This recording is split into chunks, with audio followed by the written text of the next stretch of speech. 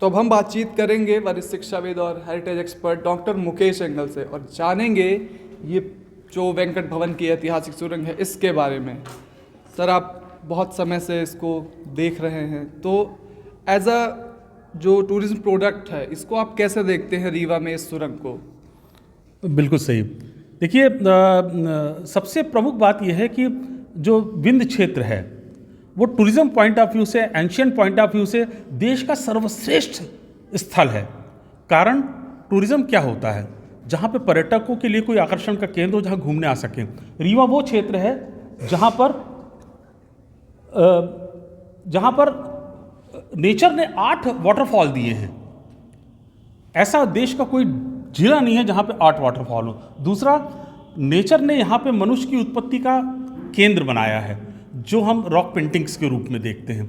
Rock paintings, इतनी rock painting जो भीमबेटका कहते हैं भोपाल में इंटरनेशनल डेस्टिनेशन है, वो मुश्किल से 7-8 हज़ार साल प्राचीन रॉक पेंटिंग्स है। हमारे विंध्य क्षेत्र की रॉक पेंटिंग्स 8,000 साल से लेकर 20,000 साल तक की प्राचीन रॉक पेंटिंग्स है।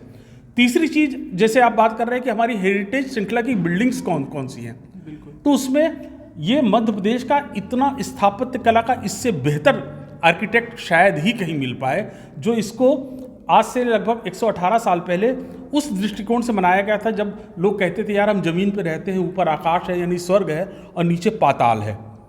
ये बिल्डिंग आकाश, पाताल और धरातल के दृष्टिकोण से 3 लेयर में बनी है। आप देखेंगे सबसे ऊपरी हिस्से में चांद तारे बनाए गए हैं।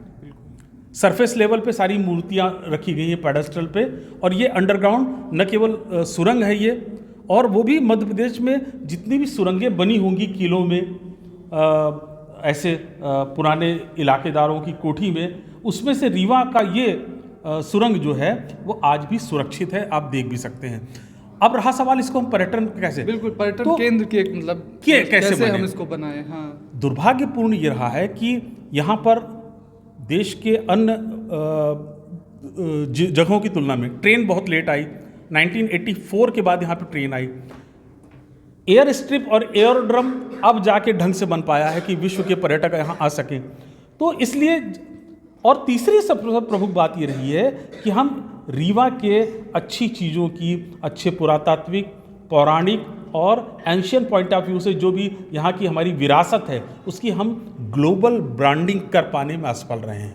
तो सर, इसकी असफलता के पीछे क्या कारण है? क्यों हम नहीं ग्लोबली इतना, जैसे और जगह के जो टूरिस्ट स्पॉट हैं वो हर जगह चर्चा में रहते हैं, पर हम इतने एशियंट होने के बावजूद भी मुझे लगता है कि इसमें और आसपास का किसी जो पूरा एक को हम दोषी नहीं ठहरा सकते।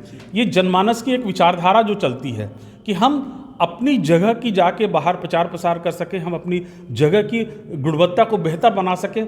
व्यक्ति अपने बारे में तो खुद बताता है कि हम इतने पढ़े लिखे, हमारे पास इतनी ज़मीन है, इतनी जायदाद है, हम इतना विस्तारित व्यापार है, लेकिन हम अपने स्थल के बारे में, जहाँ पे हम हमारी कर्म भूमि है, उसके बारे में हम जब तक जानेंगे नहीं तब तक हम बता नहीं पाएंगे। और ग्लोबल ब्रांडिंग न हो पाने का इस क्षेत्र का एक प्रमुख कारण ये रहा है कि आज भी मैं दावे के साथ कह सकता हूं कि रीवा में जो यहाँ की पॉपुलेशन, रीवा मऊगन जो 2 जिले हैं, लगभग 28-30 लाख की पॉपुलेशन में 95% लोगों को रीवा की पूरी जानकारी नहीं है। ये बोलने में बड़ा अटपटा लगता है, ये लगता है कि यार ये कैसे गलत सलत बोल रहे हैं, लेकिन इसी बात को लेकर मैंने 8-9 साल पहले से विंध्य की विरासत नाम से एक लेक्चर श्रृंखला चलाई है, व्याख्यानमाला, जो यूनिवर्सिटी है, मेडिकल कॉलेज, इंजीनियरिंग कॉलेज से लेकर गांव-गांव के स्कूल तक में हम लोग इस बात को 1-1.25 घंटे के लेक्चर डेमोन्स्ट्रेशन में बताते हैं पावर पॉइंट के माध्यम से कि रीवा क्यों जानने योग्य है, क्यों इसकी ग्लोबल ब्रांडिंग की जानी चाहिए, जिससे ये किसी भी अन्य जिलों की तुलना में टॉप पे निकल सकता है। अब आप ही बताइए कि भारत का कोई भी ऐसा जिला नहीं जहाँ पे नेचर ने 8 जलप्रपात दे दिए हों, वो केवल रीवा में है। जहाँ पर रॉक पेंटिंग्स मिलती हो वो दिल्ली, मुंबई, कलकत्ता, मद्रास या कोटा या भोपाल या इंदौर में रॉक पेंटिंग्स इतनी प्राचीन नहीं है जो हमारे इस क्षेत्र में है। तो हमारे जो पहले के दस्तावेजीकरण जो लोग करते थे, जिन्होंने अपने ज्ञान का विस्तार किया है किताबों के माध्यम से, लेक्चर के माध्यम से, वाचिक परंपरा जो हमारी पुरातन सभ्यता रही है, जिसमें पढ़ लिख कर नहीं केवल बोल कर हम अपने ज्ञान का विस्तार करते थे, अंतर्राष्ट्रीय स्तर पर भी आप देखें तो उस वाचिक परंपरा को भी लेकर हमारे इस क्षेत्र की बात कहीं रखी नहीं गई। जैसे हम कहते हैं अब कि इसमें अब आपकी तरफ से आगे क्या प्रयास किए जाएंगे कि एक आम जनमानस तक भी ये पूरी बात पहुंच जानकारियां सके। पहुंचे? जैसे मैं कहूँगा कि आज से 150 साल पहले भारतीय ज्ञान परंपरा को विश्व स्तर पे लाने वाले थे स्वामी विवेकानंद।